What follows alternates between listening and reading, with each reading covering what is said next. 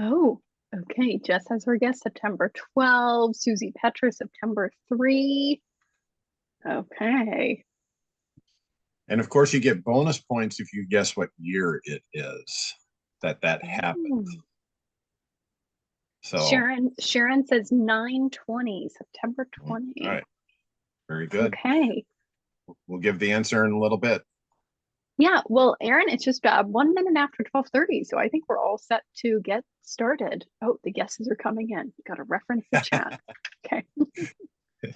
Well, very good. Well, welcome everyone. This is the Iowa Farmers Union Lunch and Learn series, and we are so grateful to be joined by Jessica Mazour of the Sierra Club, of the Iowa chapter of the Sierra Club. Jess, it's great to have you here. Thank you for being with us again. You're so kind and generous with your time and sharing wonderful information. So thank you for being here. Yeah, thank you for having me. I love the Iowa Farmers Union, so happy to do it anytime. Well, folks, we're going to get started in just a moment. We have a couple Farmers Union announcements. And again, our trivia question for today, take a guess on that, is what is the earliest when was the earliest general freeze in Iowa history? So take a stab at that. We'll give the answer in just a moment here. A couple of announcements. Drake University and the Harkin Institute and the Johns Hopkins Center for Better Living is hosting a conference September 25th and 26th, Industrial Farm Animal Production, the Environment, and Public Health.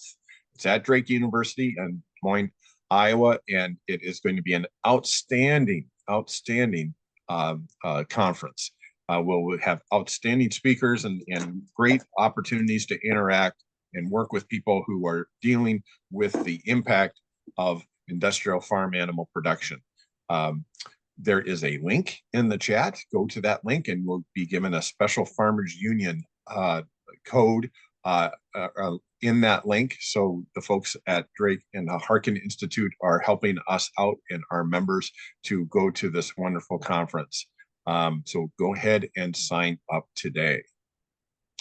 Next, we have a couple of lunch and learns that I wanted to make sure you're aware of that are upcoming. On September 19th at 12:30, our regular time on Thursday, we'll get an update on water issues in Iowa with Sarah Green, Executive Director of the Iowa Environmental Council. So look forward to that. Go ahead and sign up and register today with the link in the chat. The following week, we will be joined by members of the Iowa Farmers Union who have just returned from National Farmers Union fly-in activities in Washington, D.C. We all are making our way back to Iowa after a very good week of bringing Farmers Union priorities to the Farm Bill discussion in Washington, D.C. And we'll learn all about it. In addition to learning about those congressional issues, our group got to hear from Federal Trade Commission Chair Lena Khan. We also got to hear from Jonathan Cantor, who is the antitrust Attorney General Assistant. And in addition, we also heard from Michael Regan, who was the head of the EPA. So we had a very productive session. We'll learn of the impressions of the Iowa Farmers Union members who were on that trip and are returning back to Iowa after doing a lot of great work on behalf of family farmers. That's the following week. So those are our announcements for today. Before I forget, our trivia answer is, when was the question was earliest general freeze in Iowa history? The answer was September 9th in 1883. There was a widespread general freeze in Iowa history, and that is considered the earliest. So September 9th, 1983. We've had some nice break from the heat of summer, but we haven't gotten into those frost and freeze concerns yet. But we're paying attention to that. So that's it for our announcements. And let's turn today to our topic. Jess Mazour with Sierra Club, Iowa chapter. We're talking about some of the developments that are very pressing going on with carbon pipeline issues here in Iowa.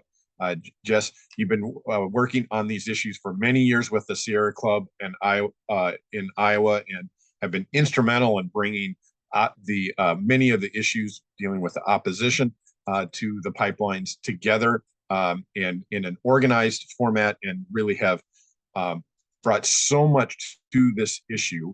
Thank you for all your hard work on this issue, and thank you for being here to share with us more about the latest. Thank you very much, Aaron, and thanks everyone for coming to this Lunch and Learn. We have quite a few updates on the carbon pipelines because we kind of entered into like a new phase 2, and we have a phase 1 that we're still fighting. So there's updates on both, and so I'm going to share my screen and kind of tell you what's going on with the carbon pipelines, because for 3 years we've continued to grow our opposition, and it's not stopping. We're not going to stop until Summit stops. So first thing, just to kind of familiarize yourself with what we're talking about when we say phase 1 and phase 2, 3 years ago, Summit applied for a pipeline route, which is this blue line that you can see on the screen, and that's what we call phase 1. Phase 1 has already gone through the Iowa Utilities Commission process, and we're going to talk about where it's at right now here in a little bit, but that's what we're talking about with phase 1. Those are the landowners and the pipeline route that's been involved for about 3 years. Then you also see these pink lines everywhere across the map. That's phase 2. That is a new expansion route that Summit's applying for. They just started those applications this year, and they're at the very beginning of the process. So what happens on phase 1 definitely impacts phase 2, because if we stop phase 1, phase 2 doesn't happen, but they're going through 2 separate processes. So sometimes stuff doesn't apply to both phase 1 and phase 2. So just wanted to clear that up because it's getting a bit more complicated than it's been for the last 3 years. But the first exciting thing to kind of show that we're not going away is a new poll was just released by Bold Alliance, and it shows region-wide of all the states that are impacted by Summit, 81% are opposed to eminent domain for private use. And we knew that already, but it's good to see that reflected in the numbers when they're doing actual polling. The other thing that we learned in this poll, which is really important, is that the more people know about the project and about the eminent domain abuse, the more likely they are to be opposed. And so we have a huge opportunity there to just keep spreading the word to continue to build our opposition. The other thing that the poll showed us here in Iowa, this was an Iowa specific question, is what are the top issues that people care about regarding carbon pipelines? And as we kind of all expect, abuse of eminent domain is the first concern of people's all across the state. But what's interesting in Iowa, which was different than most of the other impacted states, is that our second, when you add the very and the somewhat numbers, the second top issue in Iowa is actually water and land use. Safety is very close third, and in the other states, safety was the second biggest concern. But I think that goes to show that here in Iowa, Summit's been hiding any of its water usage information, how much they need, where it's coming from. So we did our own report, and so we've really been lifting up the water issue here in Iowa because we can't squander our public water on Summit. And so it shows that the more we talk about water as well, the more people have concerns. Now we're going to move on to phase 1 updates. So this is that original route that we've been fighting for the last 3 years. The Iowa Utilities Commission just last month permitted and approved Summit's phase 1 route. We expected it. It's not a big surprise, and it doesn't change our strategy at all. We know that the Iowa Utilities Commission is a hand-picked board by Governor Reynolds, and she hand-picked 2 of them midway through the process to ensure the project was approved. So not unexpected, and it doesn't change our strategy. We've always been prepared or been preparing to go to court on this. But when they approved Summit, they can't actually start construction yet because they said they have to meet conditions before they can begin construction. And some of those conditions are getting approval in North and South Dakota for all of their route. And then for a couple of small sections that go into Minnesota and Nebraska, they have to get approval there as well. And we know Summit's struggling in those states. So we have still a long while before Summit gets that full approval to begin construction. No other state other than Iowa has issued approval. And so that means we've issued approval for a pipeline to nowhere. And so, like I said, we always knew IUC is going to approve it. We're always building our case to go to court, and that is happening this week. So 2 parties have already filed their appeals, and that is the counties and the Republican Legislative Intervenors for Justice. And then we have the Iowa Easement Team, which is the landowner group, and Sierra Club, which will be filing their appeals either today or tomorrow. And so those are 4 big major parties that are going to fight the Iowa Utilities Commission decision. The Iowa Easement Team is hundreds of impacted landowners. The counties is, I believe, a group of 5 counties that have all teamed up to hire the same attorney. The RLIJ is a group of nearly 40 Republican senators and representatives, and then Sierra Club Iowa chapter. There are a ton of different reasons that are in the appeals, which we'll post those on the website once everything is filed and in public. But some of the highlights, and the biggest one is that Summit's not a common carrier. And basically what that means is in law, you have to be a common carrier to use eminent domain. So think about it like a railroad. A railroad, the railroad company owns the train and they own the tracks, but the product that's being shipped is not owned by the railroad. So anyone can ship their product on a train to get to point A, from point A to point B. Summit's carbon pipeline, they own the infrastructure, the CO2, and the end use of it. So no one that has a bunch of CO2 can just say, hey, Summit, I want to put my CO2 on your pipeline. That makes it not a common carrier. And South Dakota Supreme Court just sided with us on that issue recently, saying that Summit has not proved to be a common carrier. So we've got that on our side. It's one of our strongest arguments. We also know that the reasons that Summit makes for why we need their pipeline aren't true. And they say we need their pipeline to mitigate climate change and to save ethanol. And we know both of those are not true. There's a lot in the appeals about just showing how the only benefit is to Summit, yet the risks are to the landowners. And then a big one too is safety risks, that just Summit has been incredibly not transparent on safety and on water. And so we want documents like plume modeling, stuff for emergency management services. And like I said, there's a lot more in the appeals, but that's just some of the highlights. And I guess I should add one other big one is just how the Iowa Utilities Commission conducted this whole process. It truly was a sham. It was a kangaroo court, as some of the lawyers were calling it. But like I said, again, Summit is a pipeline to nowhere because we've had victories pretty much in every other instance possible. So in the past 3 years, North Dakota has denied Summit. Oliver County, North Dakota denied Summit's injection wells. South Dakota denied Navigator. South Dakota upheld county ordinances. South Dakota denied Summit. Navigator canceled their entire project, so we don't have to deal with them anymore. Wolf withdrew in Illinois, and then just recently Stanton County, Nebraska denied a conditional use permit. And then the big thing that just happened a couple weeks ago was this South Dakota Supreme Court ruling that said Summit has failed to prove that it's a common carrier. So it's on our side. We are definitely in the winning court. However, we just have a bad IUC in Iowa, and that's why we're excited that we're finally going to get to court. And no matter what happens in district court, whether we win or Summit wins, it's going to probably be appealed to the Iowa Supreme Court. So we have quite a bit of time in front of us. So then moving on to phase 2, now we're talking about those new little pink lines, just the expansion routes. These landowners were just notified that they're impacted.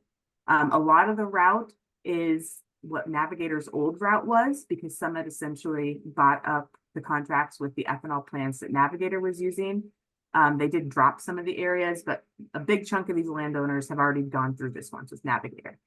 So they got their letters. And so we wanted to make sure that all of these newly impacted landowners knew their rights and knew that this is far from over and that we're appealing decisions. So we held our own series of pre-informational meetings. And we did that over the last month. We just finished up the last one on Tuesday of this week, and over 1,000 people showed up to those meetings. So people really, really care about this issue. And then next step is Summit's official informational meetings with the Iowa Utilities Commission. Those have been ongoing for a few weeks now, and there's about 3 weeks left of those meetings, but they have not gone well for Summit. Almost every single one, they've been, they've been lambasted by the landowners and community members. And then the next thing for these phase 2 landowners is they're going to start getting requests to sign easements with land agents and to let Summit survey their land. The last update on phase 2, this is kind of exciting, is since Summit has all these contracts with the ethanol plants that Navigator was hooking up to, they went ahead and tried to buy the easements that Navigator had already gotten before they canceled their project. And they announced it to the public. They bought the Navigator easements. Problem is, Iowa law says you cannot buy easements until after the informational meetings are held in a county. Summit bought the easements before any informational meeting was held. And so there's now requests to invalidate all of those Navigator easements. And those requests are coming in Sierra Club filed another one after Bremer County did the first one, and now landowners are starting to file those motions as well. So if you want to get involved, I've got two things you can do quick. One is submit an objection, contact the IUC. You can use this link here. It's efs.iowa.gov/submit/comment. And it could be as short as, my name is Jess. I live in Polk County. I'm opposed to Summit's carbon pipeline because I'm concerned about water. It could be as simple as that. You can also scan the QR code. Anyone can submit objections, and you can submit as many as you want. And then the last thing to help us out here is in Des Moines, we have a similar case as what South Dakota just had. Landowners are refusing survey access. They don't want Summit on their farms. And so Summit went ahead and sued a few of those landowners. And Kent's case from Hardin County has made it all the way up to the Iowa Supreme Court. And we are working to invalidate Iowa's survey law. We think it's unconstitutional, and protect Kent and other landowners' rights to object to unwanted surveys. This is going to be at the Iowa State Capitol, Tuesday, October 8th. 5 p.m. is a rally on the Capitol steps. 7 p.m. is when the oral arguments start. Wear red, and if you're from out of town and you plan on staying over, because I have no idea how long it will last, we have a group rate at the Holiday Inn Express. So just call that number and mention the landowner opposition group, and you can get a group rate. So that's a lot of updates in a short amount of time, and I could probably go on for 30 minutes, but I think that's enough to not overwhelm people. Well, those are excellent next steps. Tuesday, October 8th, and remind us when the comments to the IUB need to be submitted. You might have said already, but someone asked what was the deadline to submit comments to the IUB. No deadline as of yet. It'll be before the hearing, and the hearing hasn't been scheduled yet. So we probably have a year to submit objections. So every time you read a good article or think, wake up in the middle of the night thinking about it, submit an objection. Great. And the QR code was great to have up there for a second, but it also had a website, I think, that people could go to as well. Do you mind pulling that up one more time for us, Jess? Sorry, I should have. Yeah, and I can even put it in the, let me go back here. I'll put it in the chat as well. Oh, super. Yeah, and I think Christina might have beat you to it there. So. Oh, perfect. Yeah. Well, that's great. We'll ask people if they have other questions to put them in the Q&A box, and we'll get to as many as we possibly can.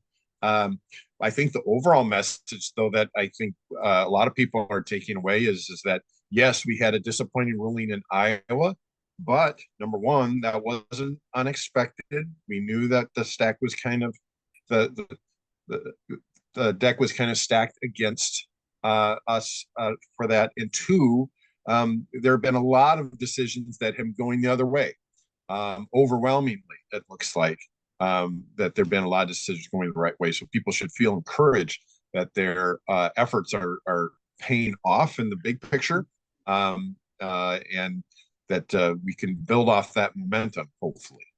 Yeah, and we think that they're getting cash strapped because this is over budget and it's taking way longer than you thought. And so it's kind of a holdout game. Who can hold out longer? And I know from being a lifelong Iowan that we are tenacious and we're not giving up. Yeah, that's exactly right. Well, again, we'll ask people to put their questions in the Q&A box. You said that there were over 1,000 people at the meetings and for the phase 2 so far. Yeah, and those were just at our meetings that we held to kind of train people. So if you count the actual official informational meetings, probably more than 1,000 because they have to do one in every single county. And we held, I think we just did 9 pre-informational meetings. Okay, well, very good. And so are there more on the way? More informational meetings on the way then? Yes, there are more informational meetings. They're held twice a day, and I don't think there's any today, or maybe there's one more, but I think they need to finish on Friday. So they'll start again next week on Monday, and then the week after that is the last week. And if I can get it before this is over, I can grab a link to the schedule as well. Oh, well, that would be wonderful. If not, I'm sure people could get it by going to the Iowa chapter of the Sierra Club website as well. Yes. Well, super. So we So the gist of the objections that are going to be raised in court by the four different, I think you had four different folks who were raising Mhm. objections, and I think in today's Des Moines Register, I think we saw the group of legislators was how many legislators were signed on to that objection? I think it is up to 38. They could have had a few more since I heard the number last, but 38 was the last number that I heard. So they're right under 40. So that's a huge, yeah, that's a huge chunk of people in the House and the Senate saying they think that what the IUC did was wrong. And they held a press conference yesterday. They're really highlighting the safety issue is the big one. And then they also, Summit made a filing recently that basically said, all of these things our lawyers do and filing motions and making requests costs us money. And maybe you all should start paying for us to defend ourselves. And so they definitely went and spoke about that, about how ridiculous it is asking for all of us to pay Summit's legal bills. So just another sign, we do think they're cash strapped. So we gotta keep holding out. Very good, very good. We had another question that asks about the court filings. And for people who want to find the court filings, how did they do that? There's a lot of different cases that are in a lot of different places. Yeah, that's Also, a good question. And I'm really good at using the Iowa Utilities Commission's docket, but I'm learning the court dockets. I know that the legislative one was filed in Floyd County District Court, and then the other three, the county's Sierra Club and Geordie landowners, will be filed in Polk County District Court. I've asked all of the attorneys to send me a copy once it's filed and stamped and all of that. So we're going to be posting it on our website as well. But that's, if you know how to navigate the court docket system, those are the ones you're looking for. Is Floyd County District Court, Polk County District Court. Otherwise, check our website in a few days. well, we know that there's support for opposition to the use of eminent domain and other issues on both sides of the aisle. But you mentioned that the Republicans were involved in this filing. What about the Democrats? It's one of our viewers is asking. Yeah. So the Democrats have helped us out throughout the legislature too. They all voted yes on our bill. Both sessions, I believe most of them, if not all of them, voted yes past 2 years. And they have written a letter and they've spoke out at meetings for us and always voted with us and tried to push the Senate to move our bill forward. For this Republican intervener group, they formed this group a year into the fight and actually intervened as a group. And so for the appeal process, they can only accept people who've intervened already. And so that's why there are no Democrats added onto that list. And Democrats had not intervened in the Utilities Commission process, so they would not be able to appeal at this point, but they could file an amicus brief into the court hearings once it advances. And that's something we'll be asking them to do. But yeah, we appreciate any support from both parties and anyone that wants to help.